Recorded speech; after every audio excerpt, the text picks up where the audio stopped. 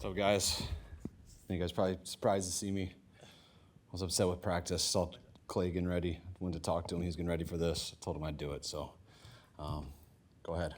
How are you doing? What kind of improvements have you noticed? I'm doing real good. My body feels good. Just got to get this annoying cast off. My ribs feel good, except when I sneeze. And my head feels so much better. Concussions do linger a little bit. The only things I really deal with now is just headaches and fatigue. But that's why I'm not always exactly on the same routine, but pretty damn close. Your first day out there, I think, without shades.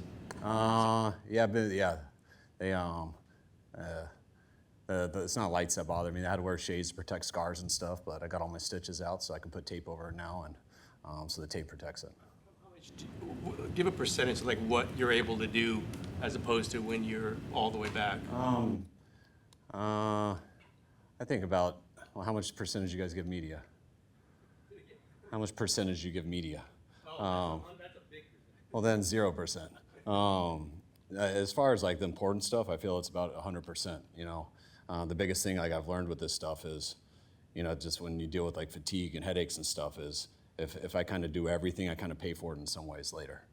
That's like the routine I found out. So like I've really tried to eliminate stuff that kind of that I would say just the fake work stuff, like which is a big important thing, but like talking to the media, having to break down the team every day, doing stuff like that, I've kind of taken it a little bit easier on. Because one thing I haven't missed anything of film.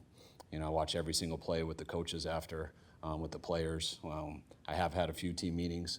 Normally I do it every day, but I do lose a little when I do stuff like that. So I've just picked and choose a little bit more. But as far as the film and everything, being out there for all the practice periods of going against each other, those are, to me, the most important things in my job, and I've been able to do those every day. Is it your intention to coach the first preseason game next week, or is that still kind of TBD? Oh, yeah. No, I'm doing the same stuff, guys.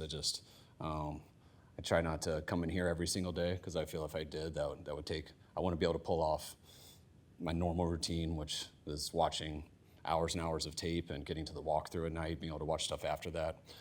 Eventually I will get there. I would have told you I was there 7 days ago, and they're like, just chill, wait to see how you feel tomorrow. And then I wake up the next morning, I'm like, damn, I'm glad I didn't say that, because sometimes it's a good day and then sometimes the next day is a little bit harder. But as far as the stuff that I think is the most important parts of my job, I've been doing that since day one. What's your impression, Kyle, 2 weeks in of the team overall from your perspective on the field? I like our team. I feel like we came into this camp better on paper than we did last year. Just with a number of rookies we were dependent on last year, got to play more, and I love the guys that we've added this year. By no means do I, see how we are come week one. We still got a lot of work to do. Some days we take a step forward, the next day we take 2 steps back, but that's training camp. And a number of the guys that we really want to push to work with, those guys aren't always out there. So just find through those things. Such a grinder for so long. Is it weird having a bit of an abbreviated schedule for yourself? It is. I was a little insecure about it at first. I've been a guy, like all of us are, that we could be deathly sick and we're still insecure to go home. So that's kind of just how we are. So it was hard on me. But when I saw kind of the results of some of it, it became easier. What people tell you is kind of right. I was like, yeah, all right, I'll be able to tough through that. And you kind of can tough through anything, but then when you pay for it the next day and you're not as good as something else, you start to be like, all right, I didn't have to tough through that because it made me worse the next day. So those are things I've had to learn a little bit to be better at. You watch practice now from like kind of the deep middle. It's a different perspective. Do you enjoy it? Do you like it? Is there anything that you see in the deep middle next to Lynch that maybe you didn't see when you're up behind the quarterbacks? A little bit. Sometimes it's harder to find the quarterback. Sometimes it's harder to find the running back. They just pop, but you can see the holes now. Everything develops. That's where I watch it throughout games all the time. Wherever I am on the field, I'm always about 30 yards away from the line of scrimmage so I can see it. And so I got to stand on both sides during games, so I'm used to that. Things look backwards a lot to me when I'm sitting right in the middle there, but I like to be more on the offensive side. That's a perspective I like, and I always like to talk to the quarterbacks and things like that, which you can do more, but it's been good to be able to communicate with Raheem back there and see it from a little different angle. I could ask 2 questions. I'm used to that. For starters, how long is the mustache going to be with you? It's day to day. It's probably not going to stick eventually. Too many questions about it, I'll probably get rid of it pretty fast. It's something I always have in the summer. My friends have been trying to challenge me to keep it for like the last 4 years, and I always shave it the first day back. But once they all started joking that it saved my life in the crash, I felt like I owed it a little bit longer. So I'm just going to keep it a little bit longer. Next question is, I want you to feel comfortable, so I have an injury question. Get you back in your routine. But as far as Bosa, taking off the last few days due to soreness, is there any reason for concern there? No, I mean, I never, he was doing great and then he got sore just going through some of the individuals. So, I mean, you wish that didn't happen. But no, there's no concern to where something's happened that is a big setback or anything. But we're waiting until that soreness goes away and evaluating why the soreness has happened. And but I still feel pretty good about that. I wasn't there the other day. Kyle, are you mad at yourself for getting in the situation? Yeah, I mean, anytime you cause an accident that just can be avoided, you'd feel pretty stupid. I mean, especially when you have a chance to hurt someone else. And so, like, I think you get mad when you get a ticket at yourself. So it's kind of the same. Things that, I think everyone's done to a degree what I've done. But, dropping a phone and falling all the way to my back seat to where I have to fully take my eyes off the road. It's something that I normally want to do. I've had autopilot for 9 years, so I'm pretty comfortable with it. And, who knows what happened when I turned around, whether it malfunctioned or whether I knocked it off. That's something I don't know yet. But regardless, it is always your fault, whether you're an autopilot or not. You can't take your eyes off the road. It's a partnership driving. You don't just turn it over to a computer. And it's a good lesson, no matter how comfortable I am with that I believe someday could save my life or someone else's, or it's really helped me have perspective on that stuff. You're the leader of this team. Obviously, you're asking your players and your coaches to be responsible. Have you had to speak to that at all to them? Like, hey, I learned from what I did, or don't make this mistake, whatever it might be. Yeah, I mean, I didn't sit there and feel like I didn't have a ton of guilt over it or anything. I think the word's an accident, and it truly was that way. But you realize how quick and close that stuff can happen. And, when you're going at 20 miles an hour, you're not really, and you're on autopilot, I honestly have zero worries. I have so much trust in that stuff. And that was a good lesson that you can't ever have zero worries. But I think it definitely could be an example for a lot of people. Returning to coaching in games and noise tolerance, will you still be on the sidelines, or is it going to be? Yeah, like I answered all the questions earlier. That was, the first couple days out of practice, and depending on what side I was standing on, and AC/DC hurt a lot more than some smoother hip hop. But I think those days are over. No noise doesn't bother me like it was. I actually have two symptoms, I feel like, and that's headaches and fatigue. And that's all I'm feeling right now. Can you speak a little bit about the support that you received from Raheem and Clay and Chris throughout this process, and some of the veterans that stood up to? Yeah, that's actually been the easiest thing for me. When I had it, I would have been shocked if I wasn't able to come here and be able to do everything. It's my first concussion. I didn't really realize how long they would last.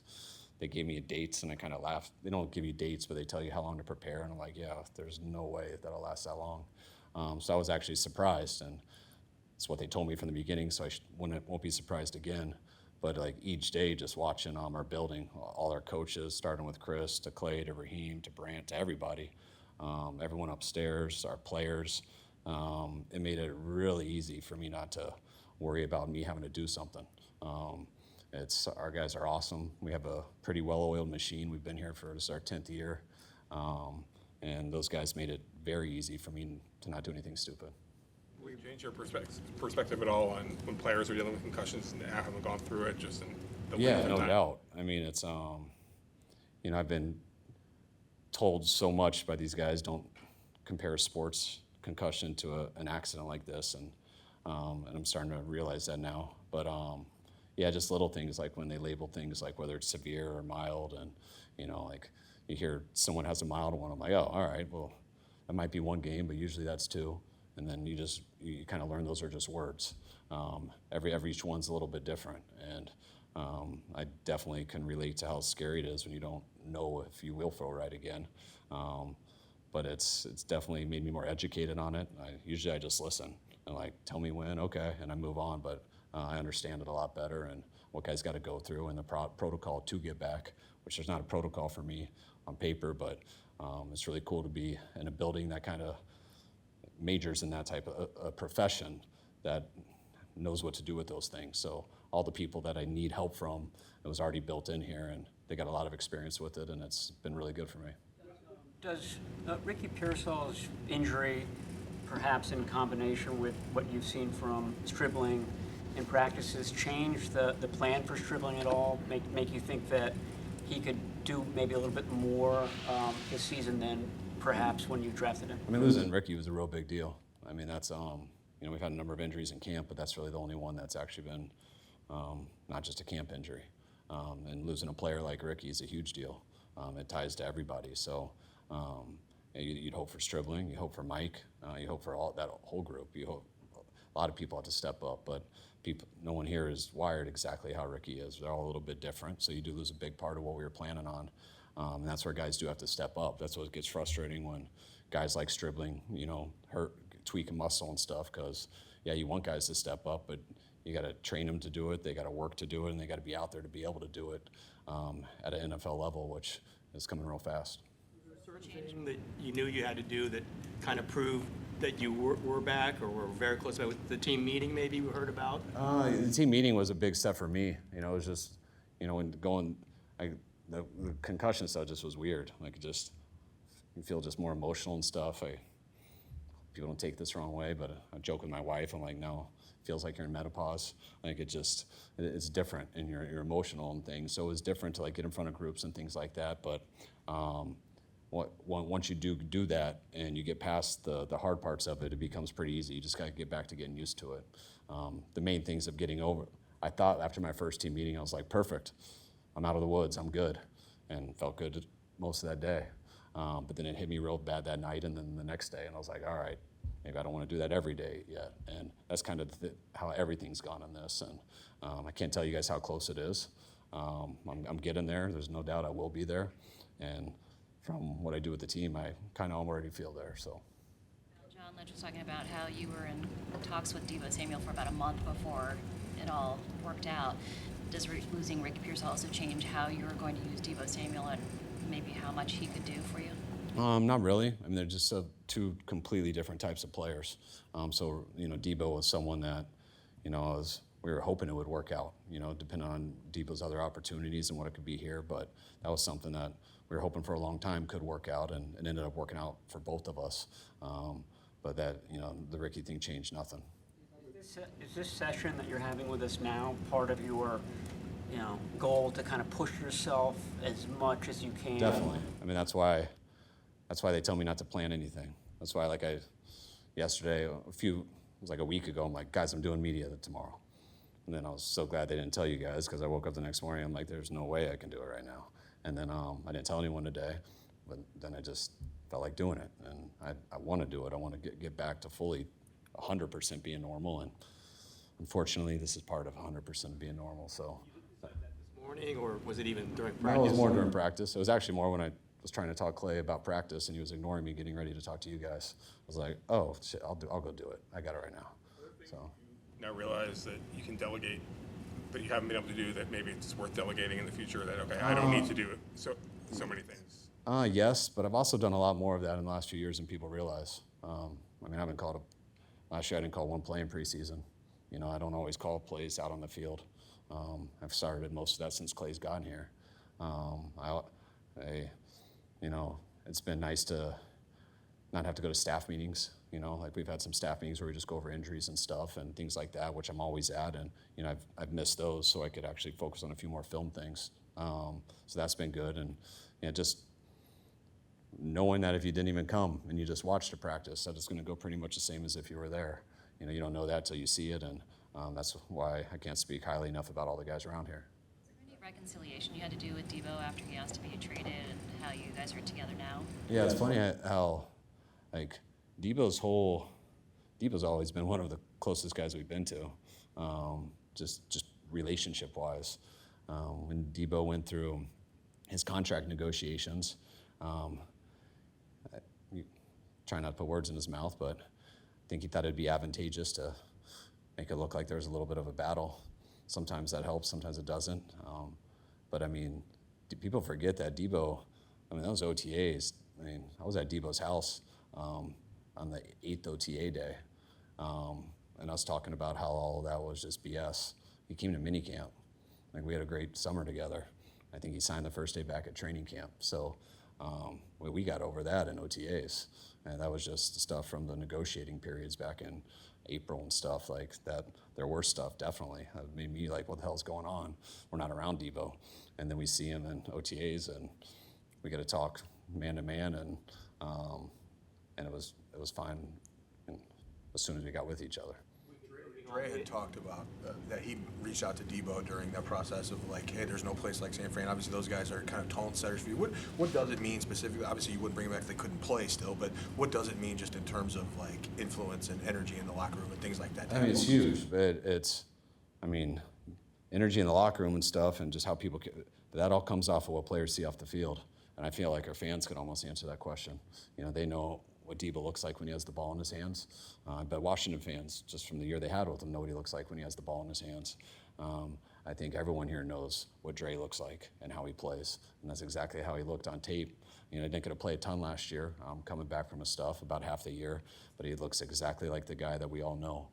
So to be able to bring back some enforcers like that who play exactly how we want everybody to play, but those are two special dudes that I haven't been around two people like that in my career, really, who play that way.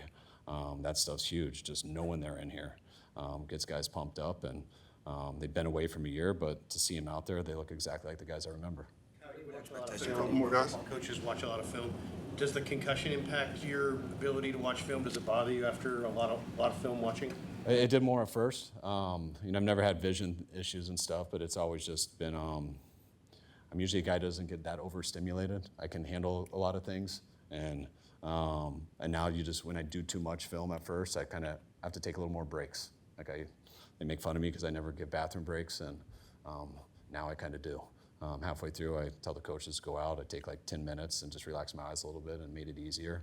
But I haven't done that probably in the last 5 film sessions, so it just shows how much better I'm getting, and that's why I believe that whenever you use words, it can be way off, but I feel like most of the concussion part to me is gone, except just fatigue and headaches. So it's, but being overstimulated, things like that, I'm doing a lot better at.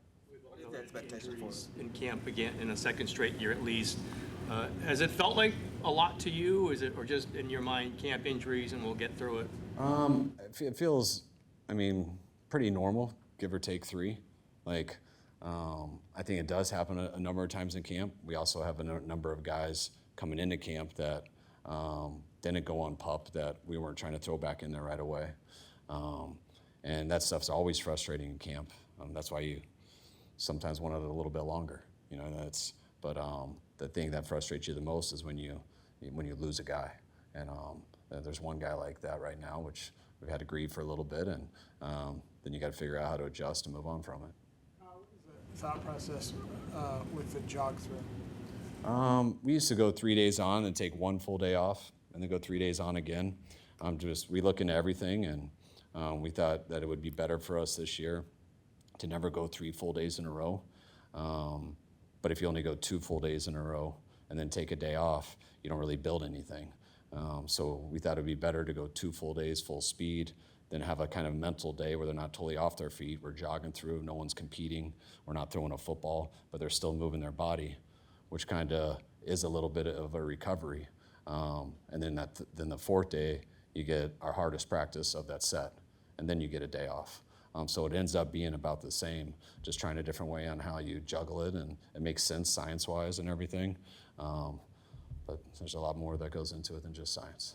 Expectation of a 33-year-old Mike Evans. What's that? What's the expectation of a 33-year-old Mike Evans? Do you have to expect him to have the same workload as his last healthy season, which was 2024, or are you kind of navigating that as he returns or gets back healthy? Mike, it depends if he stays healthy. Mike, to me, is always, if you're a starting receiver, you're out there a ton. Mike, which everyone is, but I forget what it was last year, maybe hamstring, where he missed time, and when that happens, you miss games. But Mike's going to be a starting receiver here, and we don't like any of our guys to go every play. We want our guys going full speed, and it's hard to go full speed every play, so we're always going to spell guys. But he's got a little quad right now, which I know Mike probably believes he could be back right now. We're being smart with him, but he's going to be good to go. All right, guys. Appreciate it. All right, guys, thanks.